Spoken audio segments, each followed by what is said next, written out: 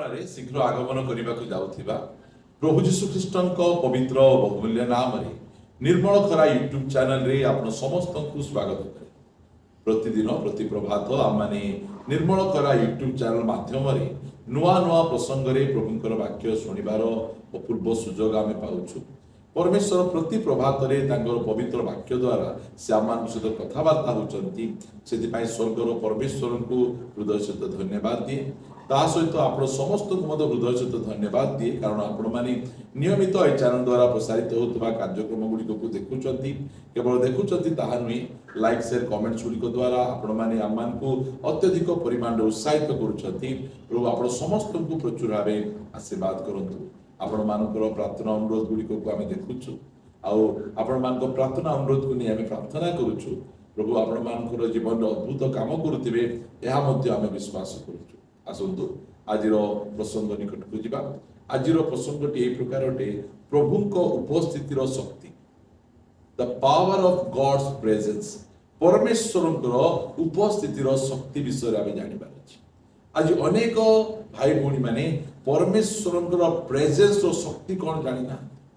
दिने दाऊद राजा से परमेश्वरंकर नियम सिंधुक को से जेरूसालेम को नौथिले। आ जेरूसालेम को केमती नौथिले? शगड़ गाड़ी रे नौथिले परमेश्वर सिंधुक को। जो समय रे से बलद माने अमणा हेले सेही समय रे परमेश्वर सिंधुक खसी आसुथिला। ताहले कौन कले? उस नामक जने व्यक्ति से सिंधुक को रक्षा करिवा पाई जाई धरिवा पाई चेष्टा कले।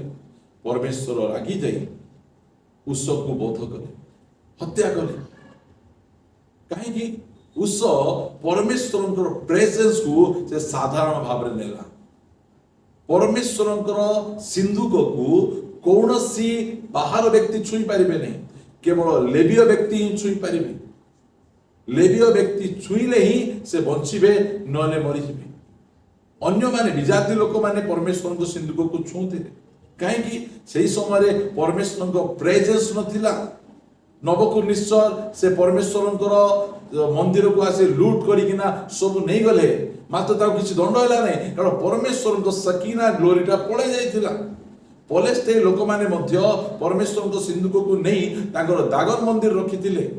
सेमानकु किछि हैला नहीं, दागन देवता को प्रभु दंड देले। सेति पई से माने परमेश्वर सिंधुक को फेरै दउथिले। आउ दाऊद से जगतर शैली रे से माने शगड़ गाड़ी रे पठेले, आमे मध्य शगड़ गाड़ी रे पठेबा। प्रिय माने आज देखंतु क्रिश्चियन मंडली रे जगतर परंपरा गुड़िक भर्ती होइछि। से माने जो प्रकार भाव रे डेई कुदी किना आराधना करंती, लाइट को लगौचंती, बंद करूथिबे, आमर मध्य सही प्रकार चलीछि। कारण परमेश्वरंकर प्रेजेंस को लोक माने साधारण नियंती। चर्च रे बसी मोबाइल करूछंती, चर्च रे बसी कथावार्ता होचंती, चर्च रे बसी सोउचंती, चर्च रे बसी किना बचसा करूचंती। काहेकि? कारण परमेश्वर प्रेजेंस को जानि नाहंती। उस परमेश्वर से नियम सिंधुक को धरु धरु परमेश्वर देव आक्रमण कले। लिखा जाए 2 सामुएल 6 अध्याय 6 पदरे, आउ सेमाने नाखन नामक शस्यमर्दन स्थान रे उपस्थित होते। बलद माने अमणा हेबारु उस हस्त विस्तार करी परमेश्वर सिंधुक को धरिला। आउ 7 पद, सेतेबेले उस प्रति सदाप्रभु क्रोध प्रज्वलित हैला। एणु परमेश्वर ताहार भ्रम सकाशु, रेखा जाउछि ताहार भ्रम सकाशु ताहाको आघात करन्ते से सेहिटारे परमेश्वर सिंधुक पाखरे मन। आज अनेक लोक भ्रम रे अछंती।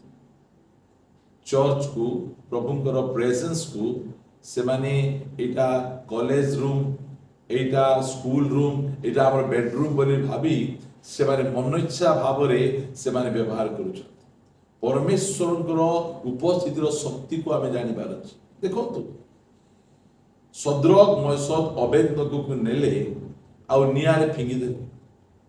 नियाटा गोटे गुण थिला, मात्र सद्रक मयसद अबेदनगो प्रति राजा क्रोध होई आम घरे खाइबो, आमर मूर्ति को पूजा करिबो नहीं, मुंडिया मारिबो नहीं, मो कथा सुनिबो नहीं। सेति पय अग्निकुंड को 7 गुण बढ़ाई देले। ଆଉ ସଦରକ ମହୋତ୍ସବ ଅବେଦନକୁ ନେଇ ଫିଙ୍ଗିଦେଲେ। ଲେଖାଯାଏ ଯୋଉମାନେ ଫିଙ୍ଗିବାକୁ ଗଲେ ସେମାନେ ମରିଗଲେ, ମାତ୍ର ଏଇ 3 ଜଣ ବ୍ୟକ୍ତିଙ୍କର, ଏଇ ଯୁବାମାନଙ୍କର ଦେହରେ ଅଗ୍ନିର ଗନ୍ଧ ମଧ୍ୟ ନଥିଲା। କାହିଁକି? ପରମେଶ୍ୱରଙ୍କର ପ୍ରେଜେନ୍ସ ଥିଲା। ରାଜା ଆଶ୍ଚର୍ଯ୍ୟ ହେଇଗଲେ। ସେ ଅଗ୍ନିକୁଣ୍ଡ ଭିତରେ ଆମେ ତ 3 ଜଣଙ୍କୁ ପଠେଇଥିଲୁ, ଏ 4 ଜଣ କୁଆଡେ ଦେଖାଗଲେନି। ପରମେଶ୍ୱରଙ୍କର ପ୍ରେଜେନ୍ସ ଅଗ୍ନିରୁ ମଧ୍ୟ ରକ୍ଷା କରୁଛି। କି ପରମେଶ୍ୱରଙ୍କ ଶକ୍ତି! ଦାନିଏଲକୁ ସିଂହ ଗାତରେ ପକାଇଦେଲେ, ମାତ୍ର ସେ ସିଂହ ମାନେ ଦାନିଏଲକୁ ଟିକେ ଛୁଇଁ ମଧ୍ୟ ପାରିଲେ ନାହିଁ, କାରଣ ସେ ସିଂହ ଗାତରେ ମଧ୍ୟ ପରମେଶ୍ୱରଙ୍କ ପ୍ରେଜେନ୍ସ ଥିଲା। ଦେଖନ୍ତୁ ସେଇ ସମାନ ଗାତରେ ଅନ୍ୟମାନେ ପଡୁ ପଡୁ ସିଂହ ମାନେ ଗାତରେ ନ ପଡୁନୁ ଉପରେ ଧରି ତାଙ୍କୁ ଖାଇ ପକେଇଲେ, କାରଣ ସେତେବେଳେ ପରମେଶ୍ୱରଙ୍କ ପ୍ରେଜେନ୍ସ ନଥିଲା।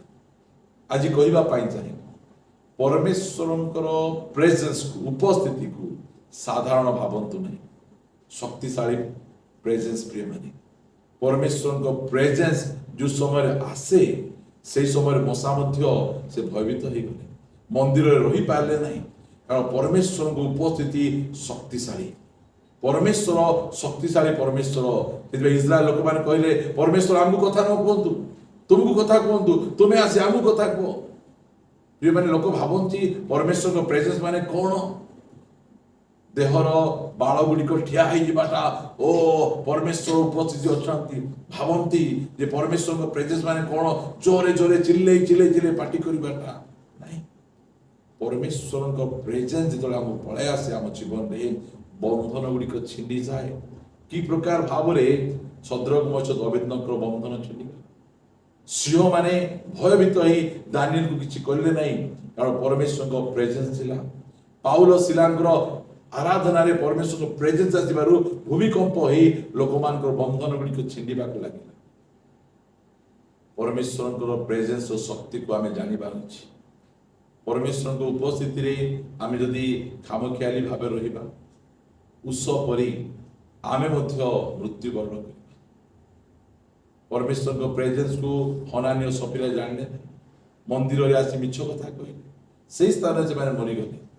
ପ୍ରିୟମାନେ, ପରମେଶ୍ୱରଙ୍କର ପ୍ରେଜେନ୍ସ ଆମକୁ ଜୀବନ ପ୍ରଦାନ କରେ, ଆମକୁ ଶକ୍ତି ପ୍ରଦାନ କରେ। ଆଦମ ବା ପରମେଶ୍ୱରଙ୍କ ପ୍ରେଜେନ୍ସକୁ ଜଗୁଥିଲେ, ମାତ୍ର ପାପ କଲା ପରେ ପ୍ରଭୁ ଆସୁ ଆସୁ ସେମାନେ ଲୁଚୁଛନ୍ତି। ପ୍ରିୟମାନେ, ପରମେଶ୍ୱରଙ୍କ ପ୍ରେଜେନ୍ସ ଆମକୁ ଶକ୍ତି ଦିଏ, ଆମକୁ ସୁରକ୍ଷା ଦିଏ, ଆମକୁ ବଳ ଦିଏ। ଯୋସେଫଙ୍କ ସହିତ ପରମେଶ୍ୱର ଥିବାରୁ ସେ ଯେଉଁ ସ୍ଥାନକୁ ଗଲେ ମଧ୍ୟ ସେ ସଫଳ। ପରମେଶ୍ୱରଙ୍କ ପ୍ରେଜେନ୍ସରେ ରହିବା ପାଇଁ ଚେଷ୍ଟା କରନ୍ତୁ, ଇଚ୍ଛା କରନ୍ତୁ। ଆସନ୍ତୁ ପଦେ ପ୍ରାର୍ଥନା କରିବୁ। ପିତା, ଆମେ ତୁମକୁ ଧନ୍ୟବାଦ ଦଉଛୁ। ପ୍ରତିଦିନ ତୁମେ ଆମମାନଙ୍କୁ ତୁମର ବାକ୍ୟ ଦ୍ୱାରା କଥା ହଉଛ। ତୁମର ବାକ୍ୟ ପାଇଁ ଧନ୍ୟବାଦ, ତୁମ ରବ ପାଇଁ ଧନ୍ୟବାଦ, ତୁମ ସାନ୍ନିଧ୍ୟ ପାଇଁ ଧନ୍ୟବାଦ। ଅନେକ ଥର ତୁମର ପ୍ରେଜେନ୍ସକୁ ଆମେ ଖାମଖିଆଲି ନେଇଛୁ, ମାତ୍ର ପ୍ରଭୁ ଏବେ ତୁମ ପ୍ରେଜେନ୍ସକୁ ପ୍ରଭୁ ଆମେ ସିରିୟସଲି ନେବା ପାଇଁ ଚାହୁଁଛୁ। ଦୟାକରି କ୍ଷମା କର। ତୁମର ଉପସ୍ଥିତି ତୁମେ ଦିଅ। ତୁମ ଉପସ୍ଥିତିରେ ଭୟର ସହିତ, ଭକ୍ତିର ସହିତ ରହି ଆମେ ତୁମର ଗୌରବ କରିବୁ, ମହିମା କରିବୁ। ଦୟାକରି ସାହାଯ୍ୟ କର। ଯୁବା ଯୁବତୀ ମାନେ ତୁମ ପ୍ରେଜେନ୍ସରେ କୌଣସି ପ୍ରକାର ଭାବରେ ସେମାନେ ତୁମକୁ ଅପମାନିତ ନ କରିବେ, ଦୟାକରି ତୁମେ ଅନୁଗ୍ରହ କର ପ୍ରଭୁ। ପ୍ରତ୍ୟେକ ଭାଇ ଭଉଣୀ ମାନେ ତୁମ ପ୍ରେଜେନ୍ସକୁ ସେମାନେ ସମ୍ମାନ ଦେଇପାରିବେ, ତୁମେ ଅନୁଗ୍ରହ କର। ଧନ୍ୟବାଦ ପ୍ରଭୁ। ପ୍ରାର୍ଥନା ଶୁଣିଛ, ପ୍ରାର୍ଥନା ପ୍ରିୟ ପ୍ରଭୁ ଯୀଶୁଙ୍କ ନାମରେ ମାଗୁଛୁ, ଆମେନ୍। ସମସ୍ତଙ୍କୁ ନମସ୍କାର, ପ୍ରେଜ୍ ଦ ଲର୍ଡ। ପ୍ରଭୁ ଆପଣ ସମସ୍ତଙ୍କୁ ପ୍ରଚୁର ଭାବେ ଆଶୀର୍ବାଦ କରନ୍ତୁ। ପ୍ରଭୁ ଅନୁଗ୍ରହ କଲେ ଆସନ୍ତା ଅଧ୍ୟାୟରେ ଆଉ ଗୋଟେ ନୂଆ ପ୍ରସଙ୍ଗରେ ପରସ୍ପର ସହ ସାକ୍ଷାତ କରିବା ରହିବା। ସମସ୍ତଙ୍କୁ ନମସ୍କାର, ପ୍ରେଜ୍ ଦ ଲର୍ଡ। ଗଡ୍ ବ୍ଲେସ୍।